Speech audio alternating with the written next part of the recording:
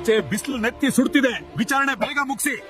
Your honour, ಈ pseudo ಬಿಸಿಲಿನಲ್ಲಿ ತಂಪು ಮಾಡೋ ನೆಪದಲ್ಲಿ ಜನರ ಹೊಟ್ಟೆಗೆ ವಿಷ ಇಳಿಸ್ತಿರುವ ಈ ಕಲರ್ ಸೋಡಾಗಳ ಮೇಲೆ ಸಕ್ಕರೆ ಕಳ್ಳಸಾಗಣೆ ಮತ್ತು ಡಿಹೈಡ್ರೇಷನ್ ಆರೋಪವಿದೆ.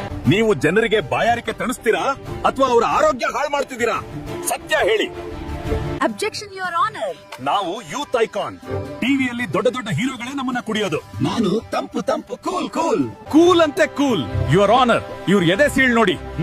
10 ಚಮಚ ಸಕ್ಕರೆ, ಆಸಿಡ್ ಮತ್ತೆ ಬರೀ ಡೇಂಜರಸ್ ಕೆಮಿಕಲ್ಸ್ ಅಡಗಿದೆ. ಇವರು ಬಾಯಾರಿಕೆ ನೀಗ್ಸಲ್ಲ, ಬದಲಿಗೆ ದೇಹದ ನೀರನ್ನೇ ಹೀರಿ ಗ್ಯಾಸ್ಟ್ರಿಕ್ ಮಾಡ್ತಿದ್ದಾನೆ. ಏನು ಇಷ್ಟು ಸಕ್ಕರೆನಾ? ಇದನ್ ಕೇಳಿನೇ ನನಗೆ ಕಿಡ್ನಿ ಸ್ಟೋನ್ ಬರೋ ತರ ಆಗ್ತಿದೆ. ಇಷ್ಟೇ ಅಲ್ಲ ಯುವರ್ ಆನರ್, ಈ ಬಣ್ಣದ ಸೋಡಾಗಳು ಜೀರ್ಣಶಕ್ತಿಯನ್ನ ನಾಶ ಮಾಡಿ ಮೂಳೆಗಳನ್ನ ದುರ್ಬಲಗೊಳಿಸುತ್ತೆ. ಬಿಸಿಲಲ್ಲಿ ಇವನ್ನ ಕುಡಿದ್ರೆ ಟೆಂಪರೇಚರ್ ಇಳಿಯಲ್ಲ, ಬಿಪಿ ಏರುತ್ತೆ.